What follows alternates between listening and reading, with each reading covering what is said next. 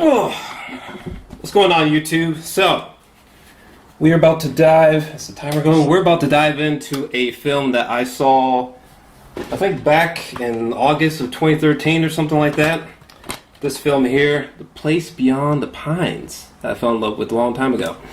And, but today, for today's review, I am not alone, actually. I am joined by Miss Aman Frost.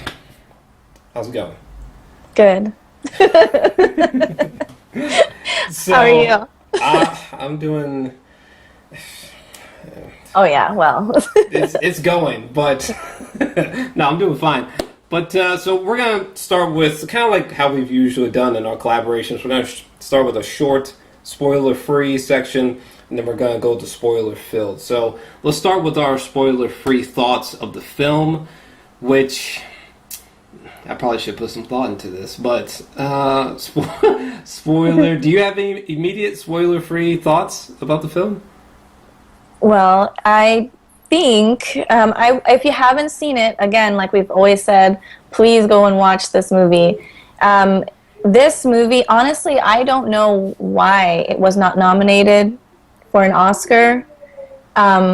Am I wrong about that? Because I'm pretty sure it was not nominated. Not that I could remember, but it definitely didn't. It didn't win anything. That's for No, sure. no, and this is like an epic film, masterpiece of just. I don't know how you feel about it, but for me, it is just a wonderful movie, and it's about like the father's sins coming back to haunt you. Like, you can't run away from your sins in a way. Like, if you do something, it's going to come back to haunt you, even your children and your children's children. And this movie, it's like, it's so beautiful, like the way that they do that. Yeah, And for show that. I probably shouldn't have thrown this at you. I could probably use this as a frame of reference. But for those of you who don't know, these are like the core main characters on the front here, even though they looked photoshopped all the hell. But yeah. Eva Mendes, Ryan Gosling, and Bradley Cooper. It's sort of about just their lives over a span of more than 15 years. And we start with two fathers. We start with Ryan Gosling's part of the story, who's like this biker. And then we start with Bradley Cooper's side of the story, who's like a cop. And then we fast forward a few years, and it's crazy. Kind of reminds me of The Godfather in certain ways, but it's just riveting stuff. It's like a 10 out of 10 for me, easy, like masterpiece. I love this film. What would you rate this film, actually? 10 out of 100 out of 100. Like, yeah. It's like the perfect movie. Unfortunately, like, I have to be sort of vaguer than usual because this is one of those films that, like, I think warrants you watching it as coldly as possible, as not knowing much about it as possible. So I would recommend watching the official trailer because, as far as I know, there's only one, I think. As far as I know. Whichever trailer has, like, the quotes during it. I love trailers with quotes, you know what I'm saying? It makes it more exciting. But I would recommend watching the official trailer if you have never heard of this movie somehow. But it is just, it's dark, it is heartbreaking, it's really haunting, and it is like an epic the way that it spans decades. And kind of like how you said, how being a bad father can trickle down to maybe a bad son, possibly, you know? If your father had bad traits, could your son have bad traits, you know? 3. All right, so we had a little technical difficulty hiccup there for a second. But anyways, long story short about the spoiler-free, watch the official trailer, and was there something that you were saying? Oh, you should not skip to the spoiler section. Just, if you're curious about the film, go ahead, go check it out. Came out in 2013, so it's on Blu-ray and you can stream it and all that shit. I don't know if it's on Netflix, but honestly, if you really want to see it, check out the trailer, and you should love it. Yeah. 10 out of 10 for me, 10 out of 10 from you as well. So let's go ahead and skip right into the spoilers section because there's a lot to talk about with this movie. So, spoilers. I guess let's start with just the first half of the story. I guess the story sort of is cut up into 3 acts. So I guess we can start with Act One. Act One with the hell's his name? With Luke. Luke, played by Ryan Gosling. All right, I'm gonna try not to like gush and go off on a tangent, but in my second film that I'm creating right now, my character is heavily tattooed, and it's actually directly because of this movie. For me, when I saw this film, I felt like the tattoos changed Ryan Gosling's physicality for me. It made him seem like a different kind of human being. I mean, it's not like I was like, oh, is that Ryan Gosling? But like, it just made him feel different, you know? He didn't feel like the guy from The Notebook, you know? Like, I truly believed him more so with the tattoos. And the opening sequence, I guess we can start with which is just filmed in one take, is one of the greatest one takes I've ever seen in my entire life. Like, with him with the switchblade, like the fact that we learned so much about him without him speaking a word in the first 4 minutes or so. You know, we start off with him with switchblade and just the tattoos and the cigarettes by his wayside, and then he stabs the knife into a wall and he walks out, you know, and he gets in that weird ball, you know, where he's like spinning all around. We learned so much about him without him even speaking. And I guess I'll pause there, but your thoughts on Act One, I guess? Like the beginning, like what you were just saying, or just the whole Act One as a whole? Either one. I am curious on your thoughts of like literally the first sequence, though. The first sequence is amazing. Yeah, it's definitely. I've never seen a shot like that before. I feel like there was a lot of shots like that in the movie too, just like one takes, just spread throughout. Mm-hmm. He likes to do that. Derek Cianfrance. Yeah. He's very good at it. He's just good at getting like raw emotion. And yeah, it's definitely obviously for the girls watching the movie, they're like, oh, okay, Ryan Gosling shirtless. We're in. And some guys too. And like, but it's not even that. His character is so deep. There's so much that about him that you just see this.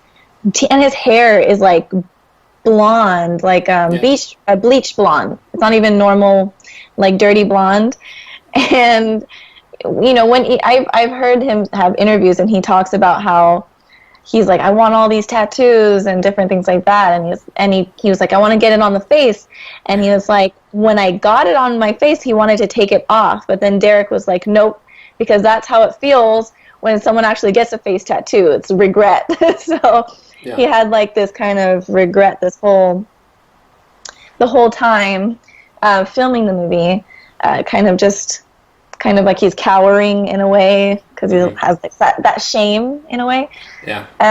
So yeah, it's just he's crazy. Like he's in one of those he's in the like tire. I don't even know what that's called. Like it's not a pit. But it's like, oh, you're talking about that weird ball that him and a motorcyclist were like spinning around. Which, for the record, I've never seen that before in my life. I didn't even know that fucking shit existed.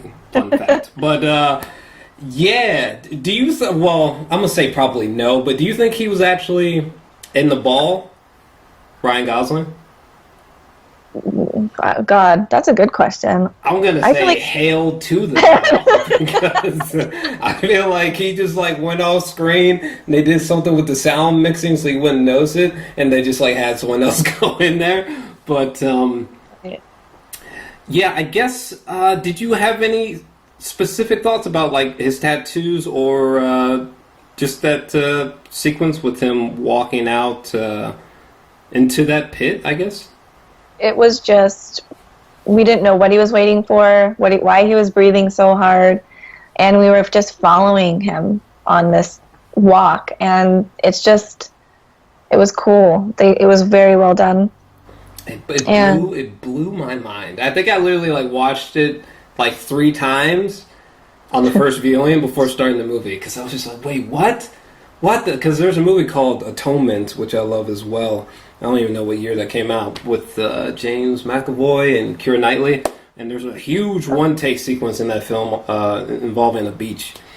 And at that time, I wasn't really used to one-take shots, where there's just no camera cuts. That's what one-take is. But, yeah, it just blew my mind. But anyways, I didn't know if you had anything else to add.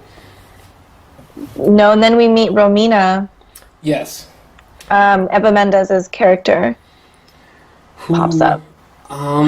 There's not too much meat to her character, but I mean, she plays the character well for sure, at least convincingly, and we kind of learn that Luke has been missing for like a year or something, and in that time she actually got pregnant and had his kid, which that was just messed up because he was in town, but then he was about to leave or something, and he kind of just found out about the kid just by happenstance, which was interesting. When he was sort of like, "Who's that guy?" Yeah, I know. That's one of my favorite parts of the movie, the way he says that, "Who's that guy?"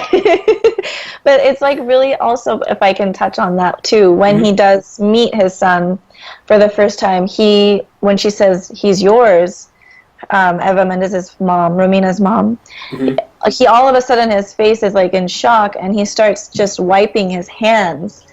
Like he feels physically, maybe, I don't know if he had dirt on himself, but I felt like he was not pure enough to touch his son. And he just, the way that scene was shot, there's no words, he just is he has to wipe his hands. And and the way he holds them. And I felt like, his life, obviously he didn't care whether he dies or lives, because he's doing this crazy stunt life, whatever that is. I don't know what that is called, what he does. Yeah, I guess stuntman, daredevil, something like yeah, that. I mean, I'm sure someone in the comments is going to know what that's called. But, he has this crazy lifestyle. And I think right when he found out he had a son, everything changed completely. But he didn't know how to do that in a normal way. Like for a normal person, they'd be like, okay, I'm going to do this and do the right things. He just thinks like, well, like, how do I be a good dad? How do I be a good guy for my son? Yeah. And yeah, I don't know. I was just like, damn, Romina, like didn't get a cell phone or nothing. Like shit. But another great sequence is when they are in the church and what's this fool's name? Is it is it Coffee? Is that how you pronounce it? Coffee? Sure, I'm just gonna call him Coffee. But when they're in the church and Ryan Gosling, when he's crying while his son Jason, I think, is being baptized. Man, what a performance, Like, I truly believe that he was in turmoil about the state of his life that he was in, the way that he looks, kind of like this madman, prison break motherfucker, and he's got this child just all of a sudden. I think that's kind of what was running through his mind and caused him to cry. I don't know if you felt differently, but I thought that was a powerful moment. And then, I don't know, was there anything there that you wanted to touch on before I moved on? Well, I think that's a very powerful scene, too. It's like a turning point for him. Yeah. And there's a really heartbreaking scene where he kind of, I'm not sure if it's before or after he meets Robin, Ben Middleton's character. I can't remember, but which the way that they met was cool as fuck. Though while they're riding motorcycles through the woods, the way it was shot all chaotically was really cool. Yeah. But when he's at the cafe or diner, and he's like, "Oh, I can take care of the kid," and she keeps asking how, and he keeps avoiding the question. That kills me every time because he didn't have an answer.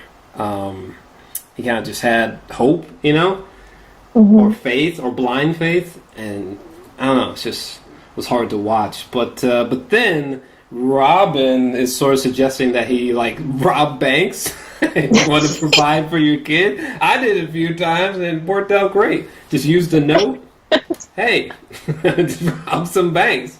I got this storage truck or whatever. Done deal, you know. And but then he actually does it, and Yeah. the first robbery was really really intense. A friend of mine, Luke, he was making fun of Ryan Gosling in this scene because I don't know how well I can do this, but Ryan Gosling's scream when Oh God, when he please, walks into please the do bank, it. he's like, "Everybody, put your guns in the air!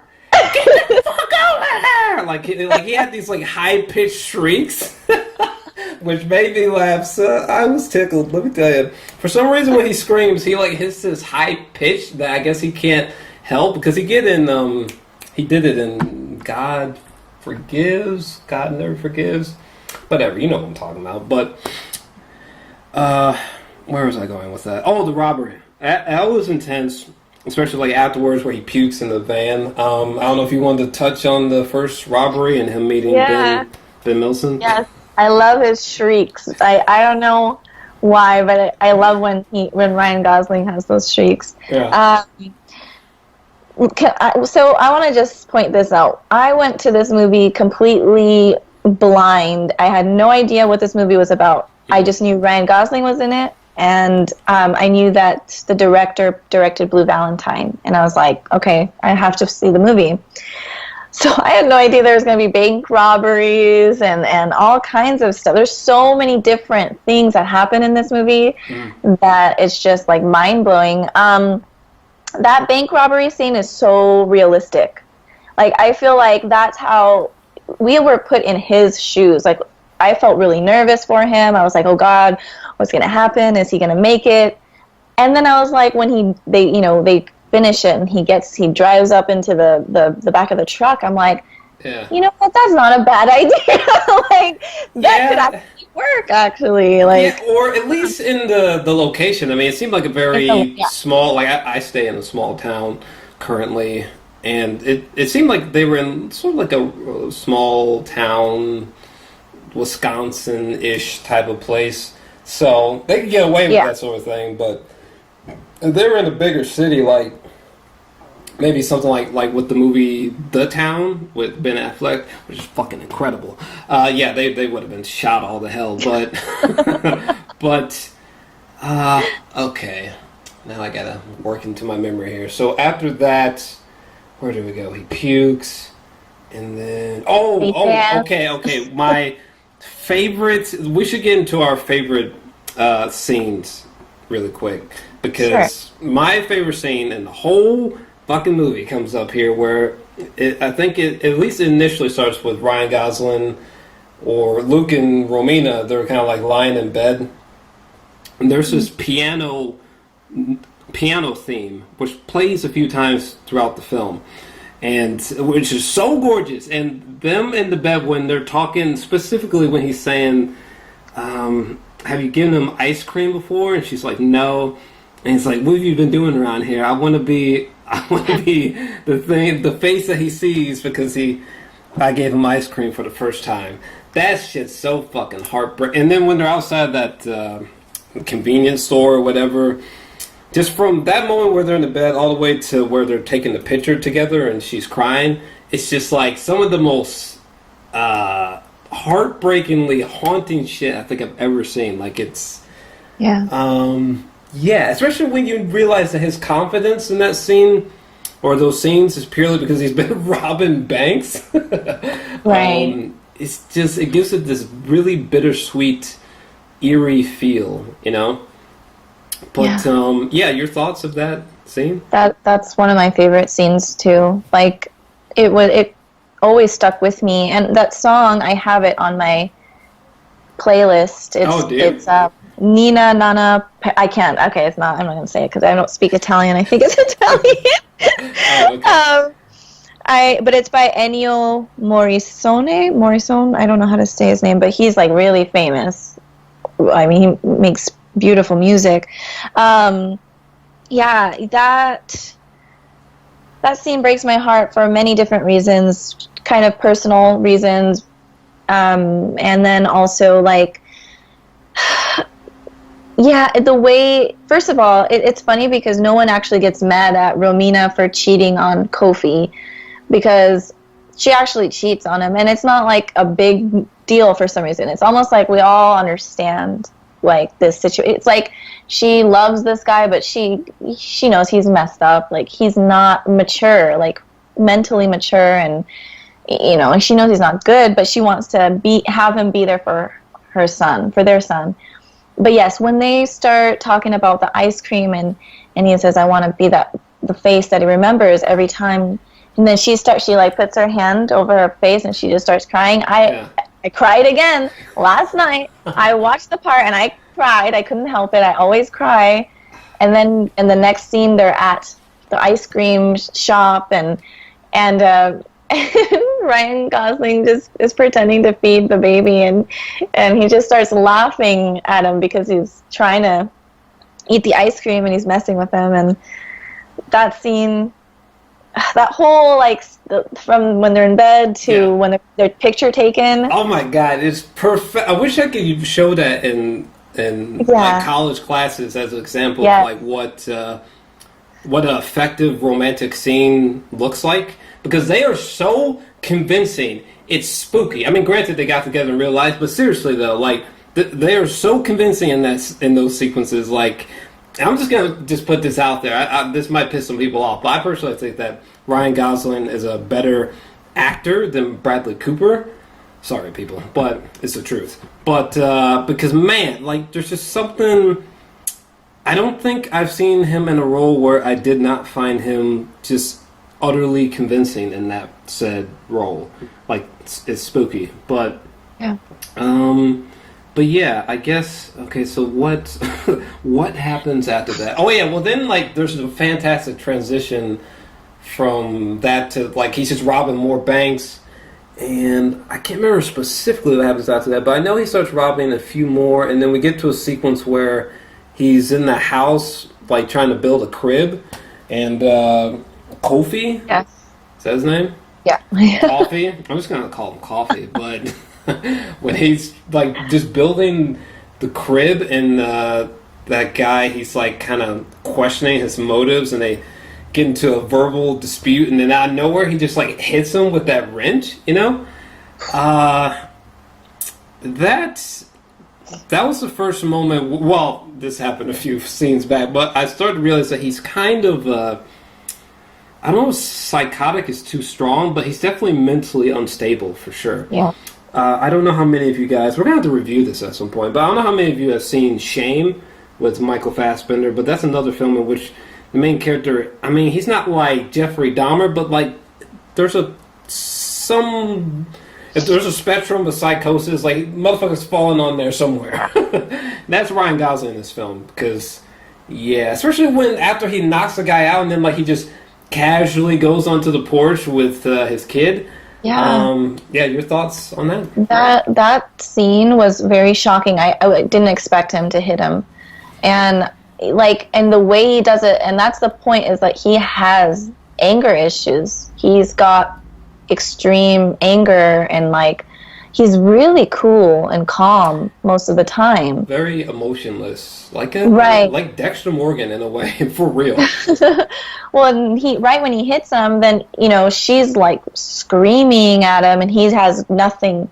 And he tells the mother-in-law, "Call the ambulance," like just like that. Just call the ambulance, and he takes his son and sits on the porch, and it's just like he can't. He's trying to be good, but he can't. It's like this tug of war. And like the whole time, and then we're probably going to get into it because that's where it goes into him going to jail and all that. Mm-hmm. But it's this tug of war and this life choices of like he shouldn't have robbed banks. He had a choice, and actually he could have done that. Like in his mind, though, because it's so warped. Because of his childhood. He was looking for like a quick fix. Yeah. It made sense for him to probably rob banks. And then even the Ben Mendelsohn's character was kind of slow too. Like he had they were a little off mentally, Yes, you and your buddy should not be chopping it up about robbing banks. Just no. putting it out there. No, right. So it's just like, it sucks because like the whole time, and even when I'm rewatching the movie, I've seen it several times, and every time I rewatch it, I'm just like, don't do it, dang it, don't do it, don't do that, no, no, no, no, and it's like it has to play out, and I want to get to that point. I don't want to. Oh God, I'll get to it. I'll get to it when you get to it, but I want to. But there's a big scene where I'm just like, you didn't have to do any of that. Like, he was trying to prove a point to his son, and in the end, it's like, let's get to that point, because we have. I'm sorry. Like, no, you're good. Well, because after that, you know, he goes to jail or prison, whichever. I wouldn't know because I've never been to either. But when he gets out, he's just immediately like, I want to do like 2 and 3 in one day or something like that. And there's just like this montage of him just going ham on banks. But there was one time, and it hurts me physically every time I see it, was when the last one, where he goes and he forgets his... Well, first off, he just totally went like Scar. I'm talking about Lion King. He just went Scar on fucking Robin's character. Like, he comes there late one night and puts a gun in his mouth. And the part I was getting to was when he gets to the bank, the part that kills me physically is that he forgot his glasses. And I was just like, man, why would you... Oh, God, it kills me every time. Like, that was not an indicator to just turn back, but fuck it, he did anyways. And there's a fantastic chase sequence that's captured pretty intensely. And then we're introduced by, I think it's Avery, which is Bradley Cooper's character. Is it Avery? We're about to find out. Oh, it is Avery Cross. He comes into the picture, chases him down, and, you know, kills Ryan Gosling's character. And I think the last phone conversation he had was with Ben Mendelsohn's character, I'm assuming? With Romina. Or was it? Yeah. Okay. I thought... Well, I don't remember. But that's interesting, because, yeah, he was saying he was in trouble before he gets shot. I guess thoughts on that? That's it. Yeah.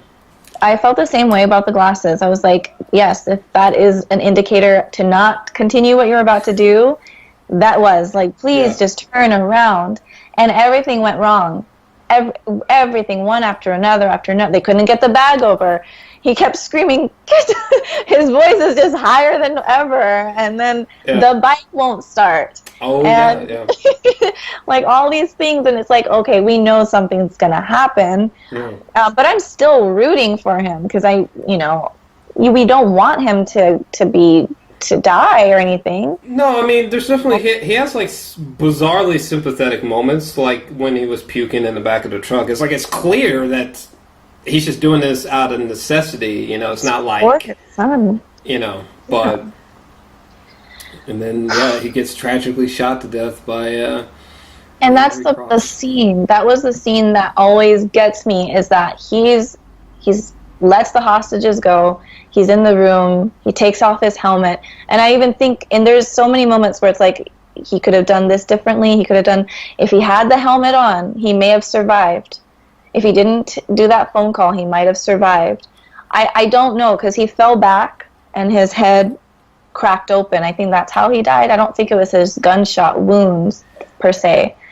I'm not 100% sure. I don't know. The gunshot was a problem, for sure. I can't remember if he got shot once or if it was more than once. Either way, like... It might have been more than once. Man. It might have been more than once. But it was the conversation with Romina that kills me. It's the fact that this whole time, he's worked himself up to this, to rob banks for his son, to give him money, to be this person. And he kept saying, I want to be different than my father. Then he tells her, please just do one thing for me. Don't tell him about me.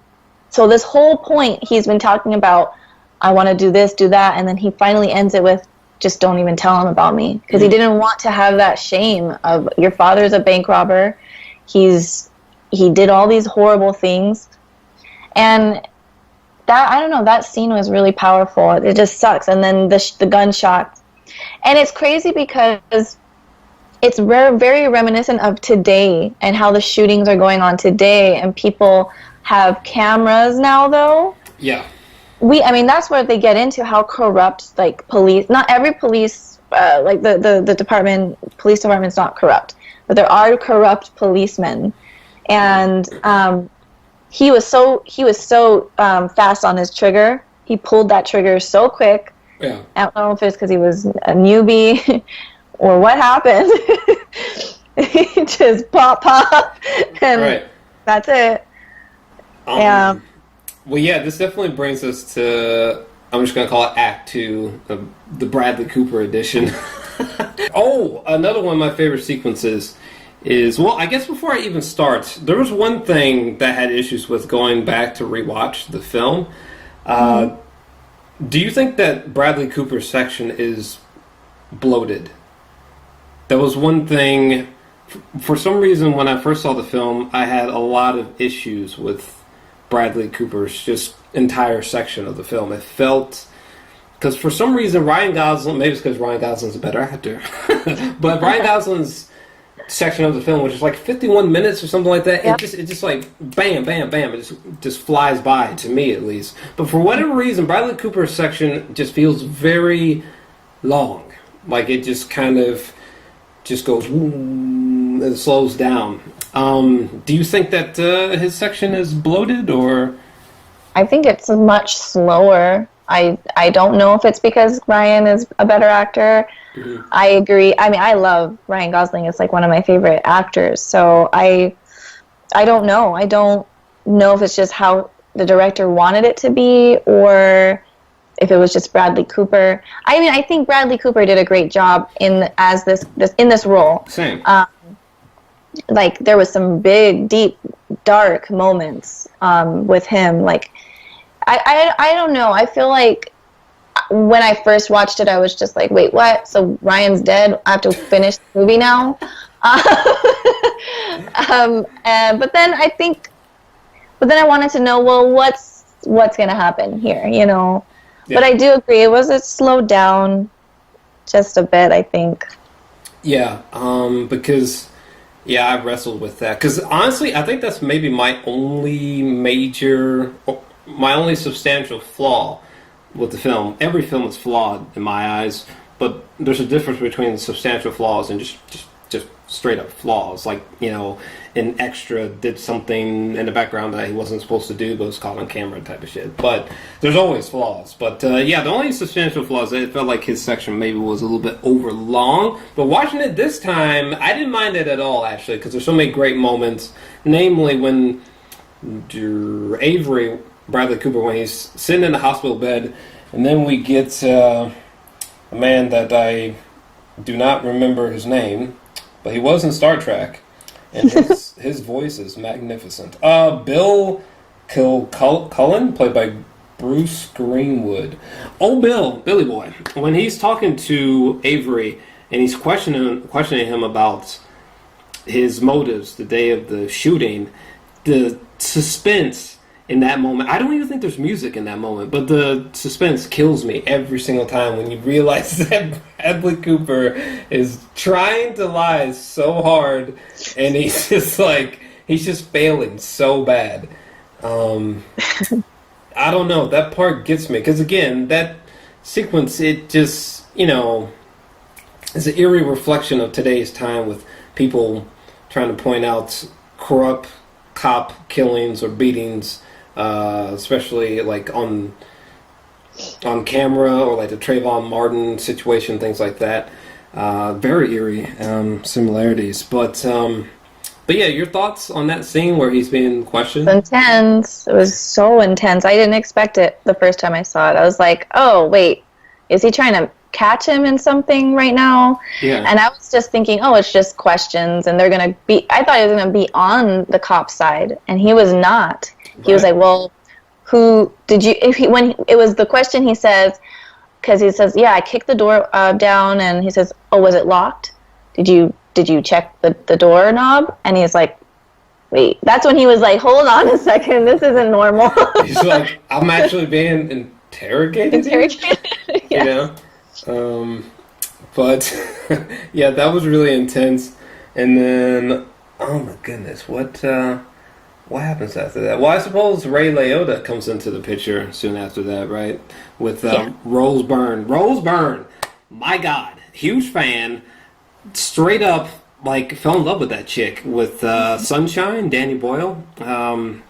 Pretty big fan of Rose Byrne. She hasn't done anything recently that's been exciting for some bizarre reason. She's been in a lot of comedies, but 28 Weeks Later, Sunshine, man, I loved her as an actor. Anyway, she comes into the picture, and they're eating dinner, and Ray Liotta, as usual, is being creepy as fuck. And then they go, which I thought was brilliant writing, they go to Romina's house. That connection to Act 1 was just like, to me. Mm-hmm. But yeah, and then they retrieve the money from Romina's place. I guess thoughts on that whole... That I was just like shaking my head when I first saw it. I was like, wow, they are very... Well, he's like... I'm sorry, my mind. They're very, very brave and cocky to do that. And he's like, well, you pretend I have a warrant just like I'll pretend that your mom has papers. And so he was threatening her. You're talking about when Ray Liotta, when they get there and she's like questioning like, why you guys want to search my house? Yeah, so I mean, we obviously it's illegal. They're doing it illegally, and it's because they're police officers and they have the force and the power to do so. They shouldn't, but they can in a way. Mm-hmm. The thing was that even back in the start of Act 2 with Bradley Cooper, he's always been thinking about Jason. He's always been thinking about Luke's son from the get-go when he found out that he had a son. So then we get to the scene where he has to hold Jason. Oh yes. That is like I never thought about that. Disrespectful. And she knew. I'm sure she recognized who he was. She was looking at him. She was looking at him and like she was like, I can't believe this. Like no. It was like, what is that called? Defamation. It's almost like going to like a graveyard and just peeing on someone's grave. Yeah. Like he went to the guy who he killed and then he's holding his son because they're trying to take money from... It's just like, it's so evil. It's so twisted, that scene. It's really, really great writing. Really great writing. It really was. That was such a brilliant turn. And Ray Liotta is fantastic as usual. Like, just the creepiest bastard in this film. Particularly, I'm just going to jump ahead a little bit here, but like when he tells... what is it? It's after Avery tries to give the money back and it doesn't work. And he's like feeling the guilt. And he confronts that officer or whoever, and then out of nowhere Ray Liotta finds out, and then he tells them to follow him, and they go to the middle of the woods.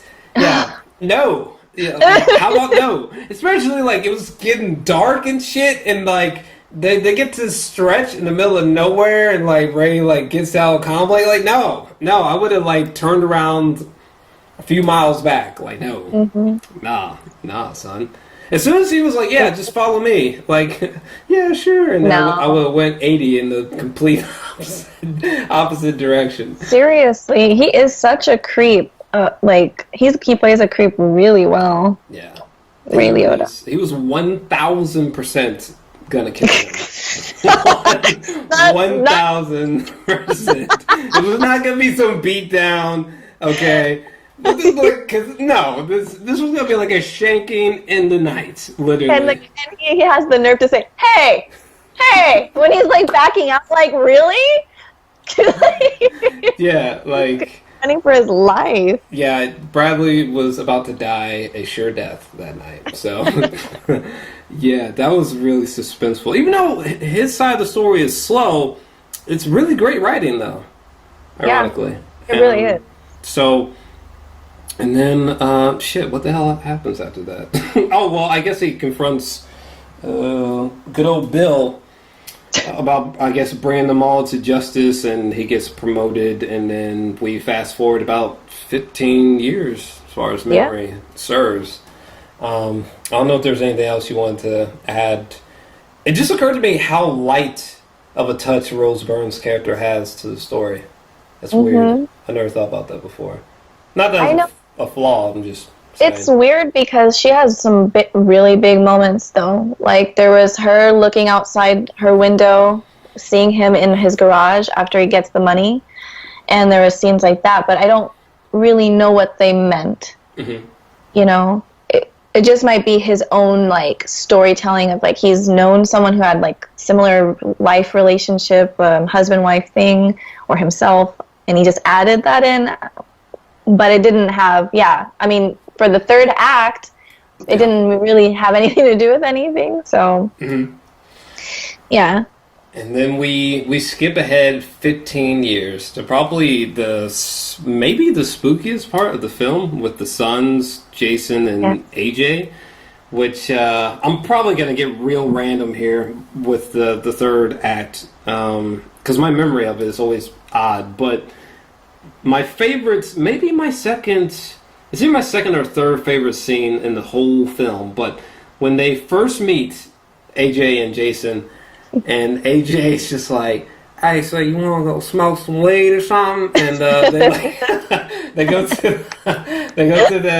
that tunnel and they're getting high. That piano thing comes back. Yep. And I, for whatever reason, that's one of my favorite moments. Just this concept that they have these extraordinary backstories, and just by pure coincidence, or maybe it's not, I don't know, but seemingly by pure coincidence, they meet and become friends. It's so... I know it's a small town and all, but, like, just the likelihood is just like, what the fuck, you know? That's insane to me.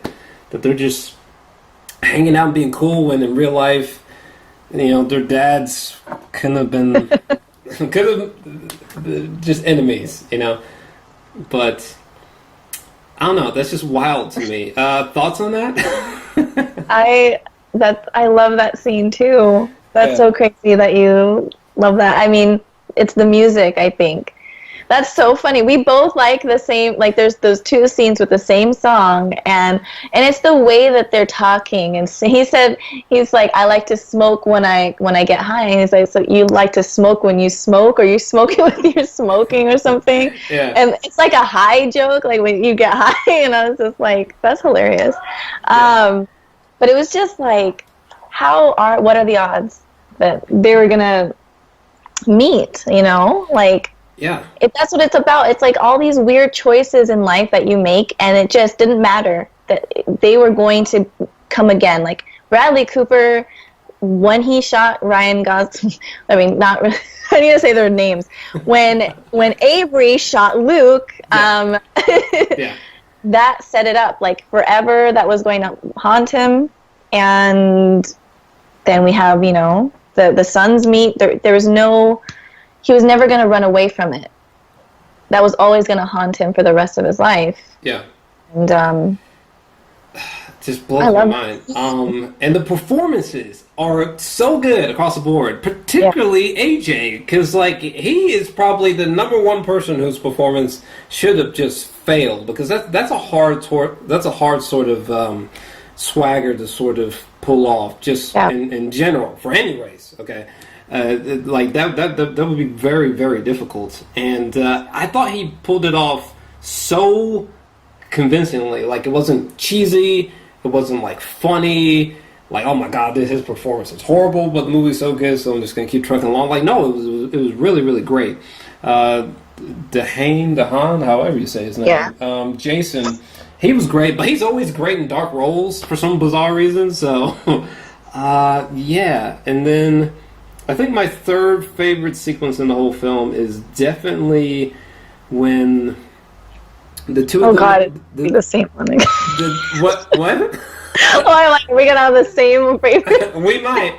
But yeah, my third favorite scene would definitely have to be where the AJ and Jason, they're in the locker room, and AJ's sort of questioning Jason about his black father, you know? It's like, hey man, what's up with that dude? That's your dad? And and Jason sort of gets caught off guard by it, and when it's like a close-up, and they both stand up and like look at each other, and like they're about to fight or something, you know? Like, I don't know. It blows my mind because you're just so reminded of all the events that have happened previously to Yeah. lead to this moment. And it just, I don't know. It sounds like a weird thing to get goosebumps about, but like it honestly blows my mind every time. It's almost actually hard for me to articulate why that sequence like just blows me away. But it's like, damn, just the amount of things that had to happen for this all to come about with these two face to face. It's just like, what are the odds for real? Yeah. You know, like how is this movie not directly based specifically off a true story or something like? Right. I'm sure he maybe pulled from some real life, but still, yeah. Thoughts on my third favorite scene? No, I like that scene too. I definitely liked when they both stood up. Like that was such a perfect, like, just shot of them just face to face. Like it's so. This movie is just so. It's like a poem almost. Like It's deep.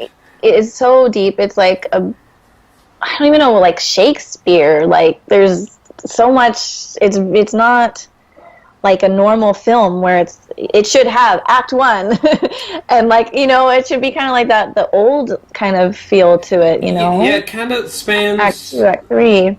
sort of spans generations, kind of like Godfather in a sense.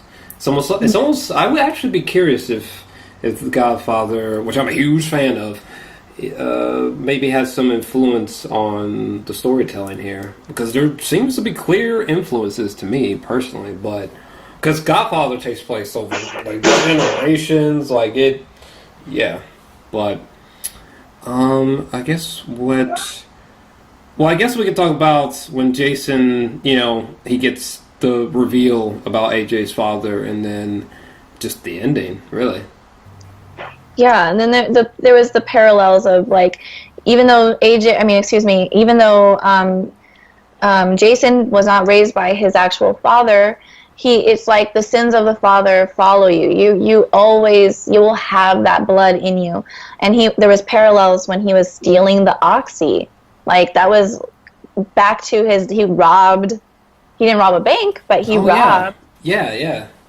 It's like that's a parallel. Like it's almost like the director was just strongly trying to put in your face that what you do will haunt you, like even your children. It's just like bad traits can pass on to your children. Yeah, something like that. I feel like it's something along those lines, something really deep to what he's trying to say. That's crazy.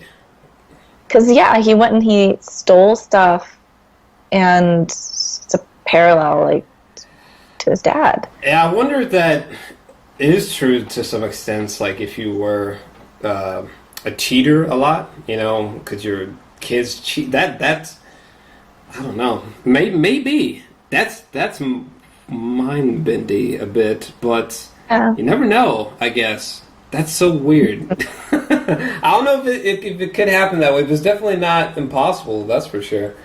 I don't know.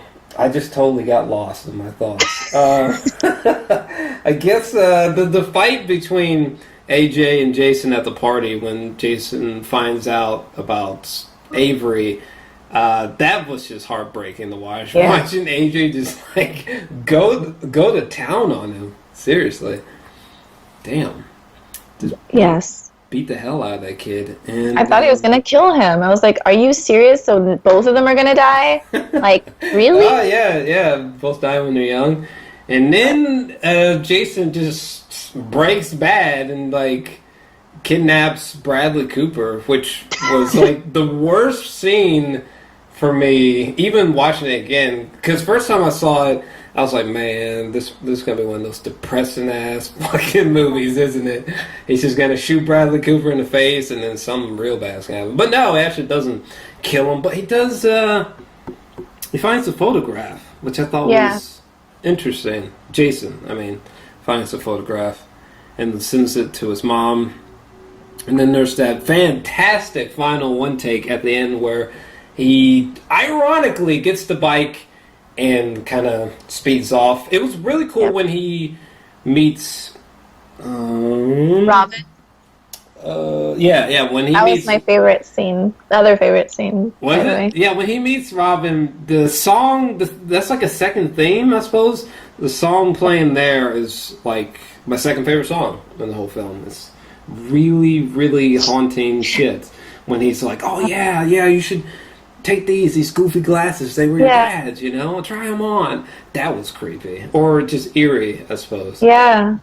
That was my favorite scene. Or my third favorite scene is the glasses. And then Was that it? song, when the song comes on and he puts the glasses on, he says, "Yeah, I see it," or something. And he's so happy for that moment, Jason. Yeah. And then you can tell that Robin, I guess his name is so happy too, because he's like, that was his friend. That was his, and he's really lonely. So, Yeah. but it was just really sweet that those glasses were still there 15 years later, and they were just, oh god, those little, like, I don't know, they're just so Little gems, as I call them. yeah, yes, Easter little eggs. gem. Little gems. What were your first two favorite scenes again? When they're in the bed, That was talking your about, favorite? yeah, that scene, and then going to when they get the picture taken. That I'll count that as one full scene. Yeah, same. Yeah, that scene, and then it was when the Jason and AJ meet and are smoking. Oh, yeah. Wait. Okay, yeah, we mentioned this. I'm sorry, my mind's all over the place. But there's so many things happening right now. But no, that is weird that those were our favorite scenes. That's weird as shit. Anyway, so yeah, we get to the final one take at the end, which I thought was. I wondered too if the Hain Dahan actually rode on a motorcycle or if they just did some sound mixing trickery and like it was just like some stunt double who was like, I got it from here, kid. Yeah, thoughts on that? You think he actually rode off into the distance like that? I mean, maybe. I don't know. I don't see why not. It didn't seem very dangerous, but But I suppose it is just a role. So maybe the Hain Dahan was like, nah, bro, I can't do that. But maybe he did. Someone let us know down below because I actually don't know. But yeah, this is like a very exhausting. I know I can tell. yeah, I can tell we've probably been going for an hour, even with some of the bits that I cut out. But this movie is just a exhausting, in a good way, but epic, sprawling film about what I guess how the flaws of fathers can trickle down to their children, I suppose. yeah. That's what I think. That's basically the gist of it. That's what Derek said. I think when he was talking about it, it's just fathers and sons. The movie about fathers and sons, because I think that role of a father is so important, and for him too, because I think he has kids, and I think he just wanted to. It's just crazy. I love this movie so much. It's really good. Love it. Luckily, for some odd reason, it's not as depressing as Blue Valentine to me, which might sound strange to some of you, but for some reason, Blue Valentine just is really holy. I just don't know if I can ever watch that movie again. At least not like as a whole. Yeah. But with this film, it's a bit different. I mean, it's dark, but it never just like dives off the deep end into depression like Blue Valentine does. At least to me personally, it's almost just like a tough lesson that you're being taught through a movie. Whereas Blue Valentine, you're just quite literally watching two people just drive off into oblivion, basically, relationship-wise, anyways. Which that's just the worst. But I don't know. I guess any final thoughts about Place Beyond the Pines? Final thoughts probably are that this is in my top 10 favorite movies of all time. Yeah, this movie is, because it doesn't just have one thing. It's not just a romance. It's not just a action or like a cop story. It's so many things, and it's kind of hard. Again, it's hard for me to even imagine that no one was nominated, that the director was not nominated, that the music, the screenplay, all the writing, I might be wrong, but I'm so sure. I just feel I'm so sure that didn't have any type of award. I was checking Please tell me there is an award. I was checking this to see if there's any nominations. I don't see any offhand, but yeah, I don't know. I just don't know. But yeah, this, and then, I mean, I don't know if you want to cut this and put it to the beginning, but we are obviously making these reviews because the newest movie of Derek Cianfrance is coming out, or Cianfrance. Yeah. So I think this is like he only has 3 films. Yeah. So The Light Beyond the Ocean. I don't know. Hold on. I do not know, actually. I'm not even going to pretend to know. Hold on. Just so we sound professional. I just know that Alicia... The Light Between Oceans. There we go. But, I'm exhausted. This was going to be a long review. This is a long movie with so many things. Hopefully this is like the most in-depth, longest review of this film, because it really deserves it. I think it's fantastic. Yeah. It's not... I don't think I could even begin to squeeze... Not that like I have a list already, but like I don't know that I could squeeze into my top 10, but it's got to be like at the very least like top 20, 30, somewhere in there. 20, somewhere in there. I like it. It's pretty extraordinary. Top 10. That's where it gets tough. That's when you're like, should I add a trilogy as number 5? Like it gets tough with top 10s. But gobbledygook. I don't know. I give it a 10 out of 10. I love it. She loves it as well. It's highly recommended. Let us know how much you love it as well, because you wouldn't have gotten this far unless you didn't. So let us know your thoughts on the film down below. And I think we're about to peace out so I don't die in the editing room. Oh, yeah. Any final thoughts? No, just thank you for doing this with me, and I'm excited. I love talking about movies that I enjoy, and this is always fun. So, yeah. Yeah. All right. So until next time, guys.